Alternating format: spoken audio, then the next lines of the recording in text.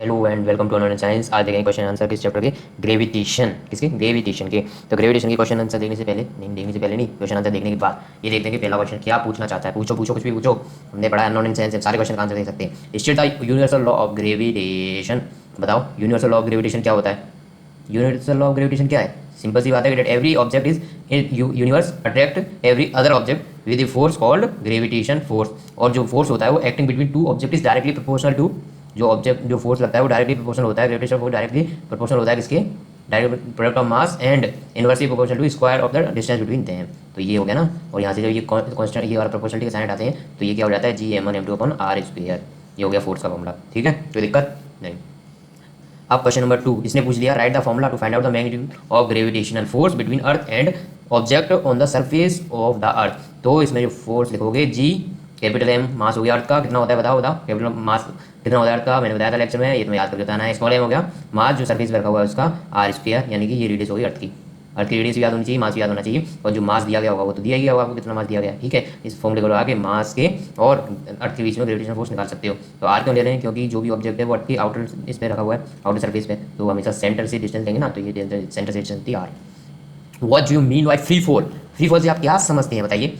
Earth gravity attract each object to it centre. Earth की gravity होती है हर object को अपने सेंटर की साइड खींचती है, बिल्कुल खींचती है। When an object is drop from a certain height, जब किसी ऑब्जेक्ट को एक सर्टेन हाइट से नीचे फेंका जाता है, फेंका नहीं जाता, छोड़ा जाता है। इसे फेंकना छोड़ने का अंतर है ना। फेंकना मतलब कुछ इनिशियल वेलोसिटी से फेंक रहे हो, और छोड़ने का मतलब आपने कोई इनिशियल वेलोसिटी नहीं दी, जस्ट ड्रॉप किया उसे।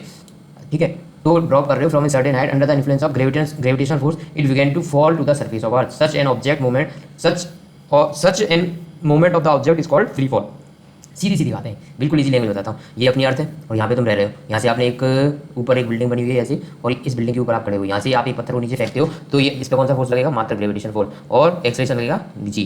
तो इस वजह से ये नीचे की साइड मूव करना स्टार्ट कर देगा, और इसी मोशन को बोलते हैं फ्री फॉल। क्या बोलते हैं? Free fall. Question number 4, what do you mean by acceleration due to gravity?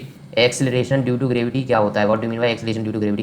When object free fall कर रहा है from a certain height toward the earth surface. तो ये एक सर्टेन हाइट से अर्थ के लिए फ्री फॉल कर रहा है, अर्थ की तरफ। तो इसकी वेलोसिटी चेंज होती जाती है, बढ़ती जाती है, क्योंकि पहले वेलोसिटी जीरो होगी, क्योंकि ड्रॉप किया ना आपने, इनिशियल वेलोसिटी जीरो होगी। इसकी वेलोसिटी धीरे धीरे बढ़ती जाएगी। इस वेलोसिटी में चेंज आता है किसी एक्सेलरेशन की वजह से, वेलोसिटी में चेंज आता है ना। एक्सेलरेशन की वजह से वेलोसिटी यहाँ तो बढ़ सकती है, यहाँ फिर घट सकती है। यदि किसी एक्सेलरेशन की वजह से वेलोसिटी घटती है तो उसको क्या बोला जाता है? एक्सेलरेशन की जगह उसका नाम टर्म हो जाता है रिटार्डेशन बोलते हैं, बट उसको नेगेटिव एक्सेलरेशन भी बोल सकते हैं। नेगेटिव एक्सेलरेशन की वजह से वेलोसिटी घट रही है तो क्या हो रहा है? किसी एक्सेलरेशन की वजह से वेलोसिटी इंक्रीज होगी in the object known as the acceleration due to gravity, और इसी को एक्सेलरेशन ड्यू टू ग्रेविटी बोला जाता है, जिसको जी से डिनोट करते हैं। एक बार और समझाता हूँ। यदि आप किसी भी ऑब्जेक्ट को किसी एक सर्टेन हाइट से छोड़ते हो अर्थ की सरफेस के ऊपर, तो क्या होगा? वो एक एक्सेलरेशन की वजह से उसकी वेलोसिटी बढ़ती जाती है ना। और जो जिस एक्सेलरेशन की वजह से वेलोसिटी में चेंज आता है उसी को एक्सेलरेशन ड्यू टू ग्रेविटी बोलते हैं, उसको जी से डिनोट करते हैं।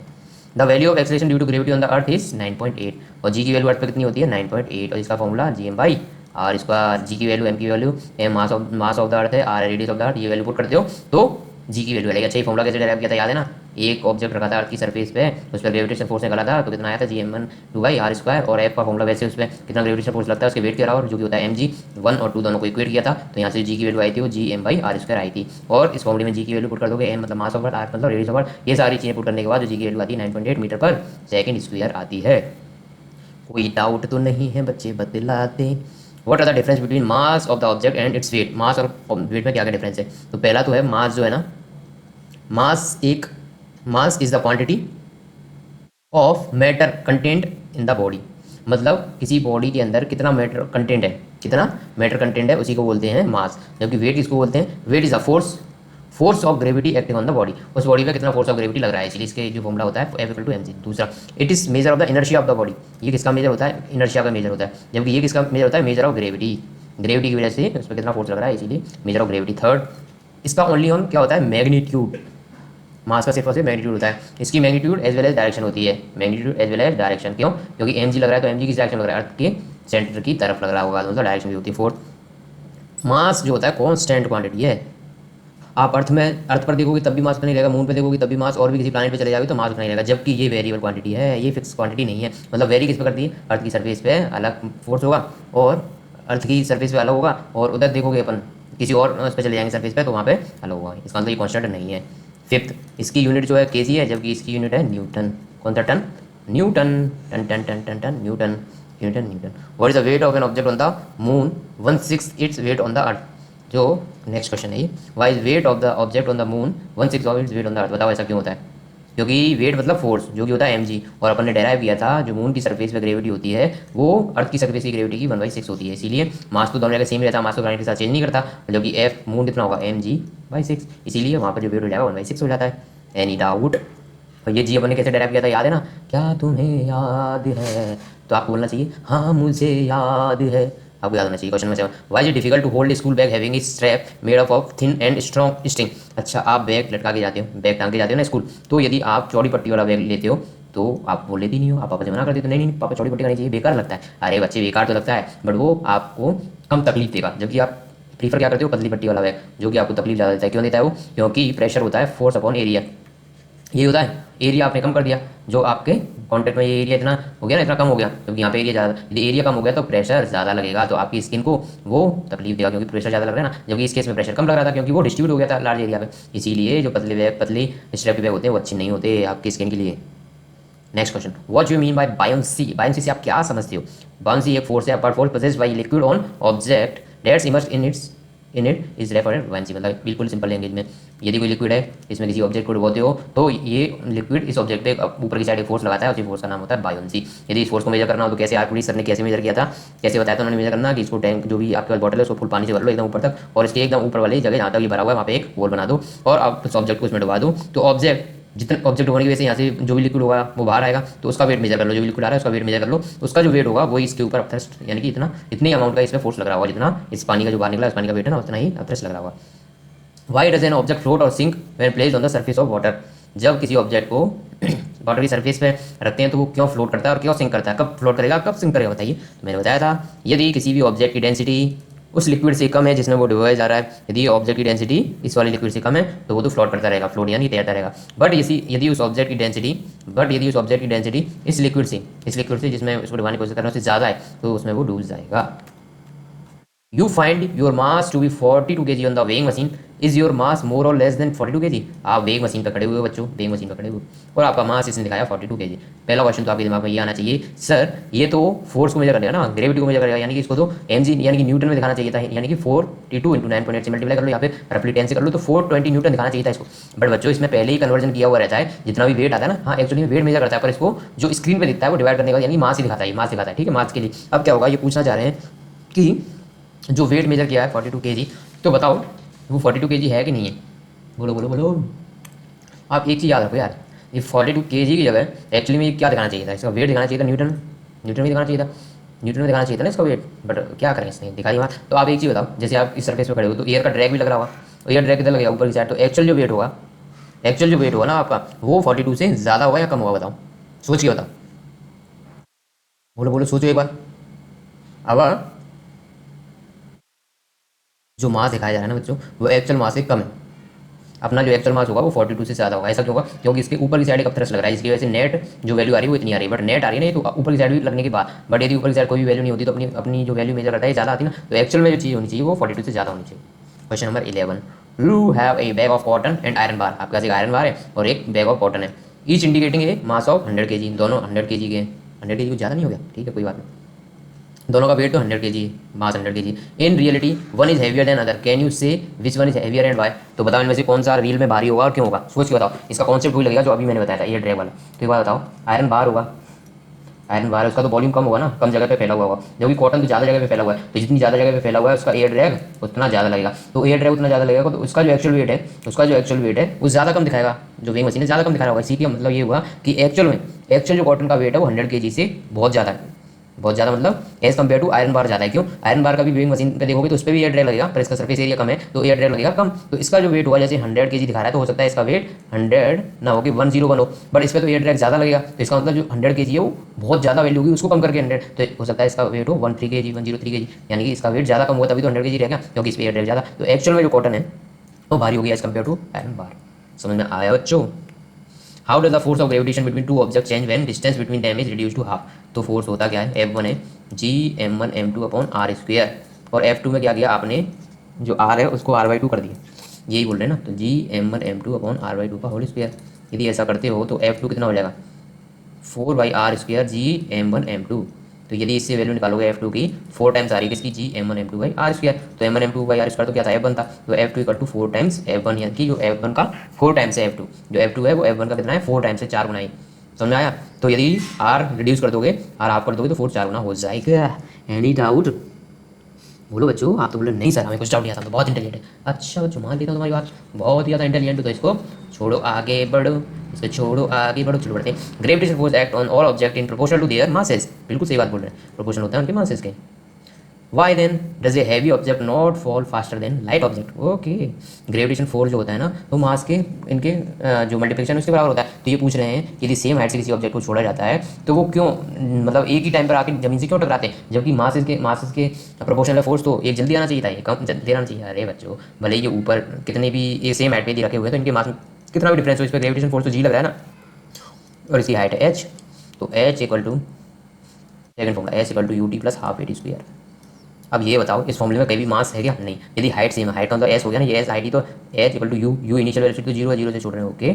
हाफ जी, हर केस में जी होगा, जी टी स्क्वायर। तो बताओ इसमें टाइम पीरियड सेम आएगा कि नहीं? यदि हाइट सेम है, जी की वैल्यू सेम है, तो टी सेम आएगा, क्योंकि इसमें मास की कोई बात ही नहीं हो रही। अच्छा ये फॉर्मूला लगा सकते हैं कि नहीं, पहले तो यही बताऊँ मुझे। तो ये फॉर्मूला बिल्कुल लगा सकते हैं। ये फॉर्मूला कब लगता है? जब एक्सेलरेशन कांस्टेंट हो। तो हाँ जी बिल्कुल, इस केस में एक्सेलरेशन बिल्कुल कांस्टेंट है। क्यों? क्योंकि जी लग रहा है ना, सिर्फ जी लग रहा है, इसलिए एक्सेलरेशन कांस्टेंट है। What is magnitude of gravitational force between earth and 1 kg object of its surface? अच्छा, ग्रेविटेशनल फोर्स कितना है अर्थ के और 1 kg ऑब्जेक्ट के बीच में? तो एफ इक्वल टू होता है जी m2/r²। तो जी कितना है, जी कितना, जी की वैल्यू कितनी होती है?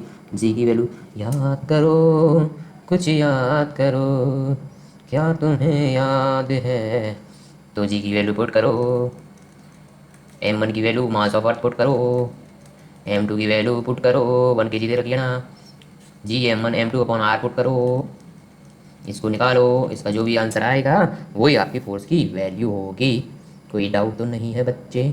अरे कोई डाउट तो नहीं है बच्चे? डाउट तो नहीं है बच्चे? नेक्स्ट क्वेश्चन पे जाते हैं। तो if the moon attracts the earth, यदि मून अट्रैक्ट करता है तो why does the earth not move towards the moon? ऐसी बात है, ऐसी बात है, ऐसी बात है कि मून और ये अर्थ, ये चंदा मामा, ये धरती माता, धरती माता, ये चंदा मामा, ये धरती माता, ये दोनों के बीच में अट्रैक्शन फोर्स लग रहा है। मामा अपनी बहन को याद कर रहे हैं, बुला रहे हैं कि दीदी आप यहाँ पे घूम जाओ कुछ टाइम के लिए, और दीदी भी अपने भाई को याद करती रहती हैं, वो भी बोलती हैं कि भाई आप ही जरा मेरे घर घूम जाओ। मतलब दोनों के बीच में कोई ना कोई अट्रैक्शन फोर्स तो है। दीदी अपने भाई को बुला रही, भाई अपनी दीदी को बुला रहा है कि आप यहाँ घूम जाओ। तो गलती से इनका किसी दिन मन हो गया किसी का, तो अपना जीना मुश्किल हो जाएगा। यदि दीदी भावनाओं में बह गई ज़्यादा और अपने भाई से मिलने चली गई तो ये चली जाएंगी इधर, ठीक है। और मामा किसी दिन आ गए चाय नाश्ता करने के लिए अपनी बहन के घर, तब भी दिक्कत हो जाएगी। मतलब दोनों के बीच अट्रैक्शन फोर्स तो है, बट वो एक दूसरे को खींच नहीं ऐसा। क्यों? क्योंकि दोनों के बीच में सेम अमाउंट का अट्रैक्शन फोर्स लगता है, बट चंदा मामा का मास बहुत कम है, तो इनका एक्सिस्टेंस की तरफ, उनकी तरफ, धरती की तरफ बहुत कम हुआ, इसलिए ये नहीं करते। क्यों? याद करो एक दिन मैंने तुम्हें क्या बताया था, f equal to m a equal to भाई, हम माना कि फोर्स ऑफ अट्रैक्शन दोनों के बीच में सेम है, बट चंद्रमा का मास बहुत कम है, तो एक्सेलेरेशन नहीं होगा, यानी कि इसकी तरफ नहीं आएंगे। वैसे भी इसका एक और रीजन है, वो तुम्हें फाइंड आउट करना है। जो मेन रीजन है वो एक और रीजन है, वो तुम्हें फाइंड आउट करना है। न्यूटन के लॉ के अकॉर्डिंग ये बता दिया ना, जो फोर्स की वैल्यू दोनों के बीच में होगी सेम ही होगी। एक दूसरे को जितना अर्थ जितना फोर्स लगा रही होगी मून के ऊपर, सेम मून लगाएगा अर्थ के ऊपर। अर्थ लार्ज है किसके कंपेरिजन में? मून के कंपेरिजन में। तो इसका जो एक्सेलरेशन रेट है lesser than the acceleration rate of the moon towards the earth. तो जो मून का एक्सेलरेशन रेट है टुवर्ड्स द अर्थ बहुत कम है, therefore it does not move toward the moon. Number 16, what happened to force between two object if, अच्छा two object के बीच में फोर्स कैसे लगेगी? जी m1 m2 upon r square, माना कि ये फोर्स है m1। पहला केस क्या बोल रहा है? Mass of one object is double. यदि एक ऑब्जेक्ट का मास डबल कर दिया जाए, यानी कि m1 को 2 टाइम्स कर दो, 2m1 कर दो, तो f कितना हो जाएगा? तो f नहीं रहेगा ना, f2 मान लो, ये 2 टाइम्स कर दिया भाई r स्क्वायर, तो ये 2 बार आ जाएगा, तो ये कितना हो जाएगा? 2 जी m1 m2 by r square, 2 बार आ गया, तो 2 कितना हो गया? ये f1 ये था ना, जी m1 m2 r square, 2f1, तो f2 equal to 2f1, okay. Second case क्या बोल रहा है?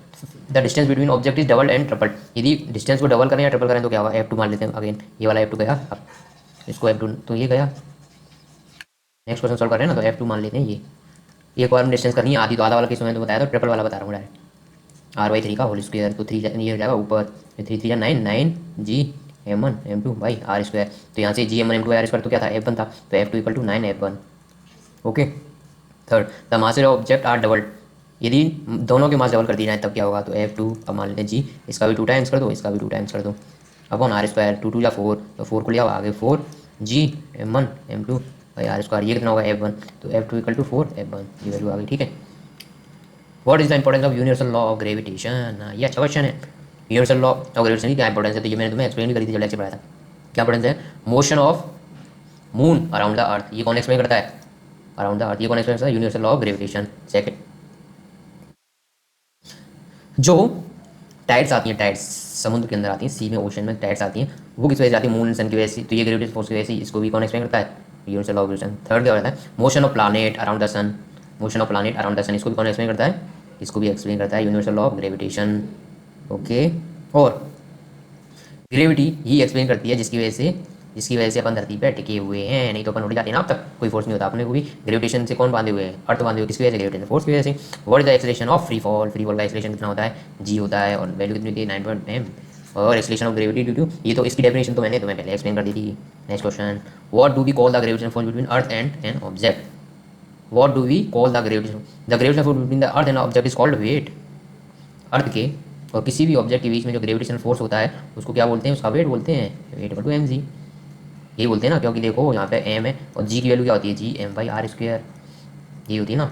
तो एफ इक्वल टू क्या हो जाएगा? G m by r square. और ये क्या चीज़ है? ये अर्थ की और उस मास के बीच में फोर्स ही तो है, gravitation force. Okay, question number 26, Amit भाई few grams of gold at the poles as per the instruction of one of his friend. अच्छा, जो अर्थ का जो शेप है ना, एक्चुअल में थोड़ा सा एक्सटेंड करके बता रहा हूँ ताकि तुम्हें क्लियर समझ में आए। ऐसे टाइप का होता है कुछ, ठीक है। इसको बोलते हैं पोल्स, इनको बोलते हैं पोल्स, और ये होता है इक्वेटर। अब देखो एक चीज़ मैं बताऊँ, जी की वैल्यू क्या होती है? G m by r square. तो पोल्स पे देख के बताओ, ये वाली डिस्टेंस ज़्यादा है या ये वाली डिस्टेंस ज़्यादा है? तो पोल पे डिस्टेंस है वो कम है ना। यदि डिस्टेंस कम हुई तो जी ज़्यादा हो, क्योंकि ये इनवर्स प्रोपोर्शनल है ना। तो यदि डिस्टेंस, पोल पे डिस्टेंस क्या है? कम। पोल पे डिस्टेंस है कम, यानी कि डिस्टेंस कम, तो ग्रेविटी ज़्यादा। तो इसलिए पोल्स की ग्रेविटी होती है ज़्यादा। तो gravity at poles is greater than gravity of equator. ऐसा क्यों? क्योंकि इक्वेटर पर रेडियस ज़्यादा है, रेडियस ज़्यादा है तो ग्रेविटी कम है। अच्छा, यदि ग्रेविटी कम या ज़्यादा हुई तो वेट में भी डिफरेंस आएगा, क्योंकि एफ होता है एम जी। तो एक बात बताओ, यदि पोल्स पे यदि किसी ऑब्जेक्ट का वेट मेजर करें तो ज़्यादा आएगा, या फिर उसी और सेम ऑब्जेक्ट का वेट यदि इक्वेटर पर मेजर करें तो ज़्यादा आएगा? तो देखो, पोल्स पर मास तो हर जगह सेम रहेगा, ये तो आपको बताइए। ग्रेविटी कहाँ पर ज़्यादा है? ग्रेविटी पोल्स पे ज़्यादा है, तो फोर्स भी पोल्स पे ज़्यादा आएगा। तो f force equal to f equator. अब देखो क्या हुआ, अमित ने कुछ सोना खरीदा कहाँ पे? पोल्स पर। पोल्स पर से सोना खरीदा। अच्छा, he hand over the same when he meets him at equator. अच्छा, अब इसने क्या किया? अपने दोस्त को इक्वेटर पे जाके ये सोना दे दिया। Will the friend agree with the weight of the gold bought if not why? तो इसका जो दोस्त है वो मान लेगा क्या? मतलब जितना इक्वेटर पे वो बताएगा, जैसे वो तो पोल के हिसाब से वेट बताएगा हमें कि इसका वेट तो माना कि 10 ग्राम है, ऐसे बोल देगा ये 10 ग्राम है। बट उसका फ्रेंड इस बात का विश्वास करेगा कि नहीं करेगा? बिल्कुल नहीं करेगा। क्यों? क्योंकि वो जो अपने तराजू में तोलेगा तो 100 ग्राम की जगह इसका वेट आएगा 9.9 ग्राम मान लो। मतलब वेट कम आएगा ना, क्योंकि इक्वेटर पे फोर्स की वैल्यू कम है, और फोर्स मतलब एम जी, वेट वही हो गया ना, इक्वेटर पे तो वेट कम है। तो ये उतने पैसे नहीं देगा, ये तो 10 ग्राम के पैसे मांगेगा और ये 9 ग्राम की। तो बताओ, थोड़ी सी डिस्टेंस चलने की, थोड़ी सी नहीं बहुत डिस्टेंस हो जाएगी, इतनी डिस्टेंस चलने की वजह से उनकी दोनों की दोस्ती टूट जाएगी। वो बोलेगा कि मैंने तो 10 ग्राम खरीदा था, वो कहेगा नहीं ये तो 9.9 ग्राम है, मैं नहीं दूंगा इसे पैसे। दोनों में हो जाएगी लड़ाई। तो बताओ, दूरियां बढ़ा देती हैं, दूरियां बढ़ा देती हैं। इतनी बड़ी बात होगी ना। Question number 21, why will sheet of paper fall slower than one that is crumpled into ball? एक पेपर सीट है, इसको इस सरफेस से किसी हाइट से छोड़ा जाए, या फिर इसको ऐसा गोला सा बना के छोड़ा जाए, तो बताओ कौन सा स्लो आएगा, कौन सा फास्ट आएगा? तो देखो, ये स्लो पहुंचेगा नीचे। कौन सा? जो पेपर एकदम खुला हुआ है वो लेट पहुंचेगा, जब ये कम, क्योंकि एयर ड्रैग लगेगा इसके ऊपर, और एयर ड्रैग जितना ज़्यादा सरफेस एरिया होगा उतने ज़्यादा एयर ड्रैग लगेगा। सरफेस एरिया पर डिपेंड करता है एयर ड्रैग, जितना ज़्यादा सरफेस एरिया उतना ज़्यादा एयर ड्रैग मतलब इसके अपोजिट डायरेक्शन में इसको नीचे आने से रोकेगा। क्योंकि ये बॉल बना के फेंका इसको, तो इस पर एयर ड्रैग कम लगेगा, ये जल्दी नीचे आ जाएगी। जबकि इस पर एयर ड्रैग ज़्यादा लगेगा तो ये लेट नीचे। अच्छा, दोनों इस बॉल की फॉर्म में, एक लोहे की बॉल है 10 kg की, दूसरी है 50 kg की। दोनों को यदि ऊपर से छोड़ोगे सेम हाइट से तो वो सेम टाइम पे नीचे आएंगी, क्योंकि उन पर एयर ड्रैग बॉल होगा सेम ही लगेगा। ओके, एयर ड्रैग की वजह से होता है। Question number 22, a ball is thrown vertically upward with velocity of कितना? Calculate the maximum height to which it rises. अच्छा जी, आपने एक बॉल को नीचे छोड़ा जिसकी वेलोसिटी है 49 मीटर पर सेकंड। तो बताइए ऊपर कितनी हाइट तक जाएगी? बताओ कौन सा फॉर्मूला मैं लगा दूं ताकि इसका आंसर मैं निकाल दूं? बोलो, अरे बोलो, अब तो कुछ बोलो। तो कितनी हाइट तक जाएगी बताओ? इसमें कौन सा? H equal to u t plus half t square लगा दूं? नहीं, बिल्कुल नहीं लगा सकता, क्योंकि टी की तो बात ही नहीं हुई यहाँ पे। V square plus two h लगा दूं? बोलो, ये लग सकता है क्या? यू पता है? बिल्कुल पता है, 49 मीटर पर सेकंड। वी पता है क्या? हाँ पता है, क्योंकि जब मैक्सिमम हाइट पे पहुंच जाएगा मतलब वी हो जाएगा 0, यू दे रखा है तो वी 0 रख दो इसमें, यू 49 का स्क्वायर प्लस 2, एक कितना? ए ग्रेविटेशन एक्सेलरेशन है जी, जो नीचे की साइड लग रहा है, तो इसका 9.8 ले लेते हैं। 9.8 कर लिया, ये भी मैं बताऊँ, नीचे की साइड है तो नेगेटिव ले लिया। एस की वैल्यू यहाँ से निकाल दोगे, एस कितना होगा? 49 इंटू 49 अपॉन 2 इंटू 9. अच्छा, मैंने ये 9.8 कर लिया। आप तुम बता सकते हो 10 भी तो ले सकते हो, क्योंकि 49 का डबल करोगे तो कितना आता है? 49 इंटू 2 करोगे तो 98 आता है ना, इसीलिए बच्चों, ताकि ये ऊपर हो जाएगा 10, इसका डबल, तो ये एस की वैल्यू आएगी 49 इंटू 10 डिवाइडेड बाई 4। इसको कट कर दो, तो इसको यदि मल्टीप्लाई कर दोगे, 5 9 जा 45 और ये 5 4 जा 20 एंड 4 24 डिवाइडेड बाई 2, इसकी जो वैल्यू आएगी 122.5 मीटर, 122.5 मीटर आएगी। The time, total time it take to return the surface of the earth. अच्छा, इसको वापस इसी पॉइंट तक पहुंचने में कितना टाइम लग जाएगा? तो आप ये बताओ, इसको मैक्सिमम हाइट तक पहुंचने में कितना टाइम लग जाएगा? तो इसमें ये फॉर्मूला लगा सकता हूँ क्या मैं? बताओ लगा सकता हूँ कि हम कितना टाइम लगेगा। फाइनल वेलोसिटी पता है 0, इनिशियल वेलोसिटी पता है 49, ए की वैल्यू पता है -9.8, -9.8 टी निकाल सकते हैं यहाँ से कितना टाइम लगेगा। 49 इक्वल टू 9.8 टी, यहाँ से टी की वैल्यू आएगी 49/9.8, तो ये हो जाएगा 49 2 जा 2 5, यानी कि 5 सेकंड लगेंगे इसको ऊपर तक पहुंचने में। बट इसने पूछा टोटल जर्नी में कितना टाइम लगेगा ऊपर से नीचे आने में टोटल, तो 5 सेकंड ऊपर जाने में, 5 सेकंड नीचे आने में, टोटल टाइम लगेगा 10 सेकंड। बट आप मेरी बात पर विश्वास मत करो, आप मेरी बात पर विश्वास मत करो ना बच्चों, आप खुद ही निकालो ना, खुद ही निकालो कि इसको नीचे तक आने में पूरा कितना टाइम लगेगा। तो इसके लिए आप क्या करोगे, इसके लिए आप वापस ये वैल्यू निकालोगे, ऊपर से जब नीचे आएगा तो इसकी वैल्यू नीचे तक आने में कितनी हो जाएगी। एस की वैल्यू पता चलेगी ना 122.5, तो एस से तो इसकी फाइनल वैल्यू निकाल सकते हो, v square equal to u square plus 2s। अब इस केस में यू की वैल्यू हो जाएगी 0, क्योंकि ये इनिशियल ऊपर वाले पॉइंट से आ रहा है ना, तो यू तो हो जाएगा 0। वी आपको निकालना है 2a, ये तो बताइए -9.8, और एस बताइए आपको, ये सारी वैल्यू बताए तो यहाँ से फाइनल वैल्यू आ जाएगी आपकी। फाइनल वैल्यू आ जाएगी तो वो वैल्यू पता चल गई, v equal to u plus 8 लगा के वापस टाइम पीरियड निकालोगे तो 5 सेकंड आएगा। तो जितना ऊपर जाने में टाइम लगता है उतना नीचे आने में टाइम लगेगा, और टोटल 10 सेकंड हो जाएगा। Question number 23, a stone release from the top of the tower, ये टॉप ऑफ द टावर से जिसकी हाइट कितनी है 19.6 मीटर, इतने calculate final velocity just before touching the ground. तो जैसे ही ये ग्राउंड को टच करता है उससे जस्ट इसकी वेलोसिटी कितनी होगी। तो इनिशियल वेलोसिटी तो कितनी होगी, फाइनल वेलोसिटी निकालनी है जब ये ग्राउंड को टच करने वाला होगा। एस की वैल्यू पता है कितनी लोगे माइनस, क्योंकि नीचे आ रहा है ना, minus s equal to u t plus half a t square लगाए, या फिर v square equal to u square plus 2s लगाए। मतलब फाइनल वेलोसिटी निकालनी ना, final velocity just before touching the ground, final velocity यानी कि वी निकालना, यू पता है 0, v square equal to 0 square plus 2, ये पता है -10 ले लो, चलो -9.8 लेते, और ये -19.6। इससे यदि वी स्क्वायर की वैल्यू निकालोगे तो 20 इंटू 19.6, तो v square equal to 196 into 2, इससे वी स्क्वायर आएगा अंडर रूट ऑफ 2 6 जा 12, 2 9 जा 18 और 1 19, 2 जा 2 और 3, इसका जो स्क्वायर रूट आएगा वही वी की वैल्यू होगी। ठीक है, आप 9.8 भी ले सकते हो 10 के। Question number 24, stone is thrown vertically upward with initial velocity of इतना, एक स्टोन को नीचे से ऊपर, पत्थर फेंक रहे थे बच्चे सुबह शाम तक, पत्थर फेंकने वाले हो रहे धीरे धीरे नीचे से। चलो इनिशियल वेलोसिटी मान ली इसकी 40 मीटर पर सेकंड, जी की वैल्यू इसने बोल दिया 10 ले लो। Find the maximum height reached by the stone, maximum height निकालनी है तो v square equal to u square plus 2s लगा दूं, क्योंकि इसमें टाइम की कोई बात नहीं है, इसलिए मैंने सेकंड इक्वेशन नहीं लगाई, कौन सी वाली, s equal to u t plus half a square सीधे लगाई, क्योंकि इसमें टाइम की कोई बात नहीं हो रही। तो थर्ड इक्वेशन लगानी पड़ेगी, लगा दी। फाइनल वेलोसिटी 0 हो जाएगी, मैक्सिमम हाइट में पहुंचती है। ओके, इनिशियल वेलोसिटी 42, ए की वैल्यू -10, एस निकालना है, तो यहाँ से 40 स्क्वायर यानी कि 1600 माइनस 20s तो इक्वल टू 0, तो यहाँ से 20s की जो वैल्यू आएगी वो 1600 आएगी, तो s की वैल्यू कितनी हो जाएगी 80 metre. Okay, now next, calculate the force of gravitation between earth and sun, find the mass of the earth, given the mass of the earth इतना एंड द सन इतना। तो अर्थ का मास कितना है 6 × 10⁻24 kg, मास ऑफ द सन कितना है 2 × 10⁻30 kg, इनके बीच की डिस्टेंस कितनी दे रखी है, यानी कि r हो जाएगी ना अपने 1.5 × 10⁻11 मीटर। निकालना क्या है, force of gravitation, G/m/s upon r का होल स्क्वायर, सारी वैल्यू पुट कर दो, जी की वैल्यू पता है 6.61 × 10⁻11 न्यूटन मीटर स्क्वायर पर kg स्क्वायर, ये इसकी यूनिट होगी, ये वैल्यू आ गई, ये सारी वैल्यू इसमें पुट कर दो, इसका जो भी आंसर आएगा वो ही आपका फाइनल आंसर हो जाएगा। एनी डाउट, डाउट तो पूछ लो, बताओ। Stone is allowed to fall from a top of the tower 100 metre, top of the tower से जो कि इसकी हाइट है 100 मीटर, यहाँ से पत्थर फेंका जाता है।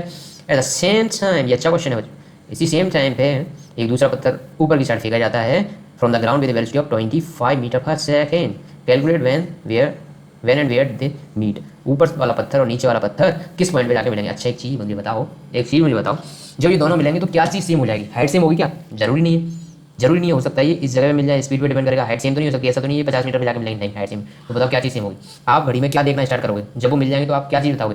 देखो मैं आपसे बोलता हूँ कि मैंने 9:30 पे पत्थर फेंके, दोनों एक साथ ही छोड़ रहे हैं, 9:30 पे फेंके। अब आज चीज़ बताओ, आप टाइम ही देखोगे ना, कि माना कि वो 5 सेकंड या फिर 10 सेकंड या फिर 5 मिनट बाद मान लो, बहुत ज़्यादा हाइट होगी, तो आप यही तो बोलोगे ना कि 9:31 पे 1 मिनट बाद वो मिल गए होंगे आपस में, तो क्या सेम हुआ, टाइम सेम हुआ ना दोनों का, जितना ऊपर से नीचे आने में इसको टाइम लगा उतना ही नीचे से ऊपर जाने में इसको टाइम लगना चाहिए, तभी तो उनका मिलन होगा। मिलन की जल्दी है, पहना दे। देखो मिलने पे क्या सेम होगा, टाइम ही सेम होगा ना, जैसे आपने इनिशियली 9:30 छोड़ा, तो मैंने पूछा कि बताओ कब मिलेंगे, तो आप बोलोगे जैसे 9:31 में मिल गए, तो अब आपने क्या बताया कि 1 मिनट के टाइम मिल गए, मतलब इसको भी नीचे से ऊपर पहुंचने उस पॉइंट तक 1 मिनट लगेगी, और इसको भी नीचे आने 1 मिनट। हाइट सेम कभी मत बोल देना, ऐसा बोल देना 50 मीटर में मिलेंगे, नहीं नहीं नहीं, ये जरूरी नहीं, ये डिपेंड करेगा वेलोसिटी पे दोनों की, हाँ यहाँ पे भी मिल सकते हैं, बट वो केस अलग है, वो आप निकालो कि ऐसा मतलब इसकी कितनी वेलोसिटी हो, जो नीचे से फेंक रहा है उसकी कितनी वेलोसिटी हो जब इस साइड पे जाके मिलेंगे, मतलब 50 मीटर पे, वो निकालना तो बहुत ईजी है, 50 मीटर पे निकालना है ना, ये 50 मीटर कब पहुंचेगा तो निकाल लो, एस की वैल्यू 50 हो गई, यू कितना दे रहा है 25, नीचे वाली देख लो ना, ये 25 है, तो 50 मीटर पे ये कब पहुंचेगा, अच्छा 50 मीटर में मिलेंगे इसकी गारंटी नहीं है ना, 50 मीटर में मिलेंगे इसकी गारंटी बिल्कुल नहीं। बस ये निकाल सकते हो कि इसको 50 मीटर तक पहुंचने को क्या टाइम लगा, तो ऐसे करो यूट्यूब का या वी स्क्वायर यूज का प्लस 2 वी स्क्वायर यूज का प्लस 2 लगाओगे और यार तो ये मान के चलो। अब मैं इस क्वेश्चन को सॉल्व करता हूँ। इसको लगा टी वन टाइम और इसको भी लगना चाहिए टी वन टाइम, यानी दोनों के टाइम पीरियड सेम है। तो इसको यहाँ तक किसी भी पॉइंट तक टी वन टाइम लग रहा है, मतलब इसके लिए एस कितना हो जाएगा, माना कि ये ऊपर से एस डिस्टेंस तक आ गया तो नीचे वाला ऊपर कितना जाएगा 100 माइनस एस, 100 माइनस एस ही जाएगा ना। समझ रहे हो, समझ रहे हो ना बच्चों, नहीं समझ रहे हो क्या? अरे समझ लो समझ लो समझ लो। तो ये 100 माइनस एस ही जाएगा ना, मैंने आपको ये चीज़ बता दी। ओके, अब आप क्या करो, s equal to u t plus half a t square लगा दो इसमें, s equal to u t plus half a t square लगा दो इसमें। तो आप यदि इस इक्वेशन में ये वैल्यू पुट कर दोगे और दोनों का टाइम पीरियड कर दोगे सेम, यानी कि फर्स्ट को कितना डिस्टेंस कवर करिए एस, यू कितना उसके लिए 0 टी प्लस हाफ जी यानी कि -10, जी को जी रहने दो, और टी वन का होल स्क्वायर। यहाँ से जो टी की वैल्यू आएगी कितनी आएगी, upon g equal to t one का होल स्क्वायर। तो यहाँ से टी वन की जो वैल्यू आएगी √2s/g। ठीक है, अब दूसरी चीज़ देखते हैं, s equal to u t plus half a t square. ये किसके लिए निकाल रहा हूँ, ये अब नीचे से ऊपर जो जा रहा है, नीचे से ऊपर जो जा रहा है उसके लिए तो एस कितना है, एस कितना हो जाएगा इसके लिए 100 माइनस एस, यू कितना हो जाएगा इसका 25, टी प्लस हाफ जी, ये कितना है जी टी स्क्वायर। अब देखो ये जो टी है वो इस टी के बराबर ही है ना, तो इस टी की जगह ये वाला टी पुट कर सकते हो ना, 100 माइनस एस इक्वल टू ये हो जाएगा √2s/g प्लस हाफ जी और टी स्क्वायर यानी कि 2s/g। समझ रहे हो, अरे समझ रहे हो ना बच्चों। जब इसी इक्वेशन को दोनों को तुम सॉल्व कर लोगे, एस की वैल्यू तुम्हें पता नहीं है, एस की वैल्यू तुम्हें पता है क्या, नहीं पता है, तो एस की वैल्यू पर निकाल सकते हो क्या, v equal to u plus a t से वी कितना हो जाएगा यहाँ पे ये बता सकते हो। जब ये एस हेड चल चुका होगा तो यहाँ पे वी कितना हो जाएगा, v square equal to u square plus 2s लगा दूँ नीचे वाले के लिए, ऊपर वाले के लिए सॉरी, तो यू उसके लिए 0 है, तो वी कितना हो जाएगा, v square equal to u square plus 2, a की जगह जी, एस की जगह एस ही है, तो वी हो जाएगा √2gs। यहाँ पे जो वी होगा किसका, ऊपर वाले का ये होगा है ना। तो यहाँ से ये सारी वैल्यूज में जब पुट कर दोगे, एस यहाँ पे सिर्फ एक ही वेरिएबल है ना एस, आगे तो कुछ वेरिएबल है नहीं अब। तो इस इक्वेशन को जब सॉल्व करोगे तो आपकी एस की वैल्यू आएगी, और एस की वैल्यू जब आएगी तो 100 माइनस एस की वैल्यू भी आ जाएगी।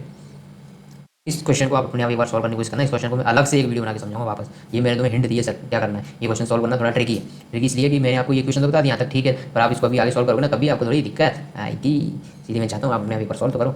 ए ball thrown up vertically return to, अच्छा एक बॉल को ऐसे ऊपर फेंका और वापस लौट के आ गई 6 सेकंड में, मतलब ऊपर जाने में कितनी सेकंड लगी होंगे बताओ, आधा टाइम जाने में तो आधा टाइम आने में, ये मैंने अभी बताया था। Find velocity with which it was thrown up, किस वेलोसिटी से इसको ऊपर फेंका गया था।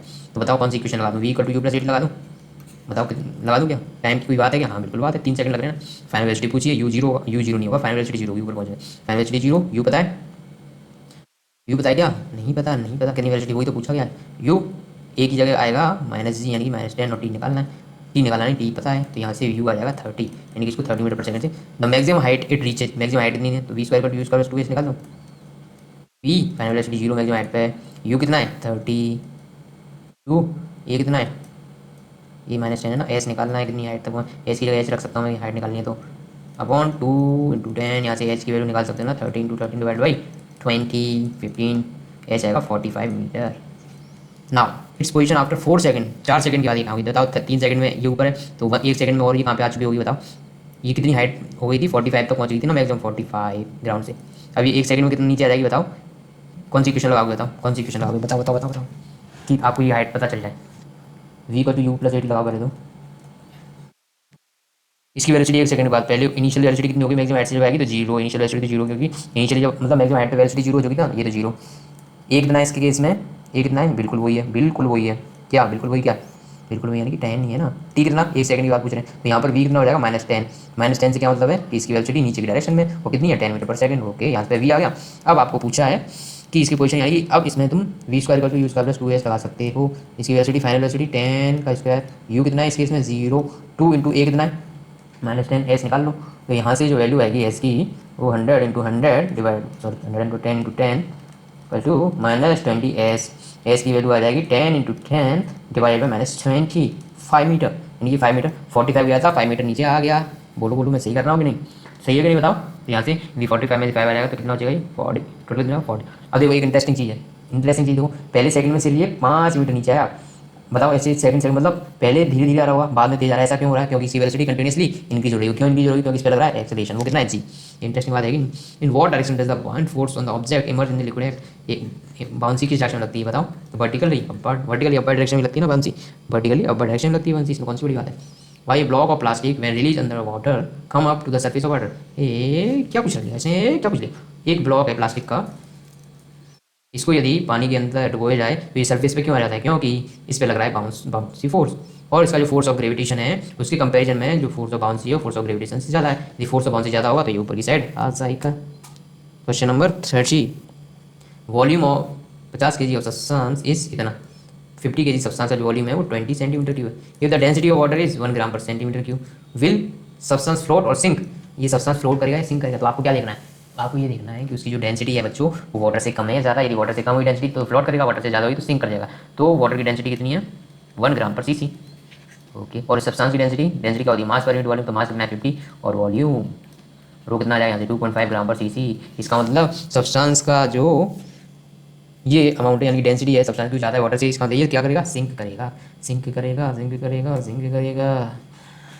अरे वाटर टंक पानी का झुंड, थोड़ी सारी रात ऐसी रात रख दिल पे हाथ साथ साथ, अब क्या करेंगे? सिंक करेंगे, सिंक करेंगे, सिंक करेंगे। A volume of 500 gram sealed packed is इतना। ओके, मास कितना है? 500 ग्राम, और इसका वॉल्यूम है 350 gram. Will the packet float और sink in the water density of water is, यदि वाटर की डेंसिटी 1 ग्राम पर सीसी है, what will the mass of water displace by this packet. बताओ इसके द्वारा जो मास डिस्प्लेस किया जाएगा वो कितना होगा? अरे कितना होगा? डेंसिटी ऑफ, पहले डेंसिटी इसकी निकालते हैं। डेंसिटी किसकी? सील्ड पैक्ड की। कितना होगा मास पर यूनिट वॉल्यूम? मास कितना है 100, वॉल्यूम कितना है 350। इसको कर दो, इसको ऐसे डिवाइड करोगे तो 1.42 किलो आएगी ग्राम पर सीसी। ओके, ग्राम पर सेंटीमीटर क्यूब। अब बताओ 1.42 की वैल्यू क्या है? 1 से ज़्यादा है, यानी कि सब्सटेंस की डेंसिटी जो है पानी से ज़्यादा है, तो ये क्या करेगा? सिंक करेगा, सिंक करेगा, सिंक करेगा। अब देखो डिस्प्लेस वाटर का volume force exerted on the sealed packet, जितना displaced weight of water equal to force exerted on the sealed pack. ये तो होता है, इसी तरीके से तो निकालते हैं। डिस्प्लेस वाटर कितना होगा? इसकी डेंसिटी इंटू इसका वॉल्यूम। तो इसकी डेंसिटी कितनी है? इसकी डेंसिटी आपको पता है, रो लिक्विड होता है, रो लिक्विड होता है, तो इसकी कितना हो जाएगा? रो लिक्विड कितना है 1, और इसका वॉल्यूम कितना है 350। तो मास ऑफ डिस्प्लेस वाटर कितना होगा? मास ऑफ डिस्प्लेस वाटर 350 ग्राम। कितना वाटर ये डिस्प्लेस करेगा? जितने वॉल्यूम जितना वॉल्यूम यहाँ से डिस्प्लेस हुआ होगा, वॉल्यूम ऑफ वाटर डिस्प्लेस इतना है, इसलिए डिस्प्लेस वाटर का मास कितना होगा? कितना वाटर ये डिस्प्लेस करेगा ये बताओ? ये सील्ड बैग है, कितना वाटर, जितना इसका वॉल्यूम होगा उतना ही तो वाटर डिस्प्लेस करेगा, जितना इसका वॉल्यूम कितना है इतना, तो ये कितना वाटर डिस्प्लेस करेगा? कितना? तो इसका मास निकाल लेते हैं। मास इक्वल टू कितना मास क्या होता है? Mass equal to density into volume, क्योंकि डेंसिटी होती है मास अपॉन वॉल्यूम। तो मास इक्वल टू जाएगा डेंसिटी इंटू वॉल्यूम, तो डेंसिटी इंटू वॉल्यूम, वॉल्यूम तो कितना है 350, और डेंसिटी जो होती है मास इंटू वॉल्यूम। तो देखो 350 तो वॉल्यूम हो गया। अब डेंसिटी बताओ किसके लेनी है? वाटर के लिए। वो क्यों लोग वाटर डेंसिटी? क्योंकि मास वाटर का ही निकालना है ना। मैंने क्या बताया था, ये पढ़ाया था इसको कि जितना वाटर इससे बाहर निकलता है उसका वेट मेजर कर देना अपन, उसका वेट मेजर कर लो, इसका वेट मेजर कर लो, और जितना वेट आएगा वो उतना ही अमाउंट का थ्रेश फोर्स लगता है, इस पर यही बताया था। तो इसका वेट निकालने के लिए सी की डेंसिटी लेनी पड़ेगी ना लिक्विड की, तो लिक्विड की डेंसिटी कितनी है 1 है।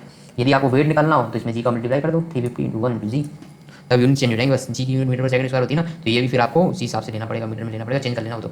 और इसकी डेंसिटी 1 ग्राम पर सीसी को मीटर केजी पर सेंटीमीटर मीटर क्यूब में चेंज कर लेना, केजी पर मीटर क्यूब में सारी यूनिट चेंज हो जाएंगे। Any doubt? कोई डाउट हो कमेंट बॉक्स में खुला हुआ है आपके लिए। Thank you so much and bye bye.